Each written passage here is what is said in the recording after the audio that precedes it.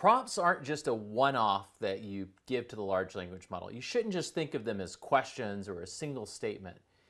One of the most powerful ways of working with a large language model is to think about a prompt as a conversation. And in fact, you can have a single prompt that represents an entire conversation. And in fact, a lot of what we're going to see when we're working with a tool like ChatGPT is that it's actually turning all of our interactions into one big prompt that it's sending to the large language model. But I want to just take back for a second and sort of take us back a few steps and think about why thinking of having a conversation with a large language model is so important, as opposed to thinking about asking a question and getting an answer, or giving an instruction and getting a result. Conversations are all about refining either our understanding, to build some shared understanding, or to interact together in order to solve a problem. When we start working with conversations, it's all about refinement, of continually sort of guiding and moving through some problem or some space in order to reach a particular goal. And when we just think of a one-off, we have to solve everything right now, right in this moment.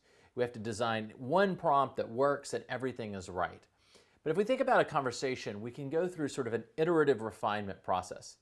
Now, what does that mean, iterative refinement? Well, if we think about a large language model like ChatGPT as a tool, you can imagine Michelangelo has been given a new hammer, and he's going to go up to a piece of stone and he's going to start carving that stone into some beautiful sculpture like the Pietà, the David, or whatever the sculpture is that he's going to create. And he walks up with that hammer and he whacks the sculpture with this hammer, and a piece falls off, and he whacks the stone with the hammer and a piece falls off, and he looks at what he's got and he said, "Oh, this is a terrible sculpture," and he throws the hammer down on the ground and he says, "It didn't do a good job," and he walks off. No, that's not what happens. What does Michelangelo do? He takes the hammer and he hits the rock over and over, refining and shaping and sculpting it over time. He refines, he iteratively refines that rock until it's a beautiful sculpture. And a lot of what we need to do with large language models is think in that mindset of, it's not about getting the perfect answer right now from this prompt. It's about going through an entire conversation with the large language model that may be involving a series of prompts and the outputs from a series of prompts. And we'll talk about how these things are represented later.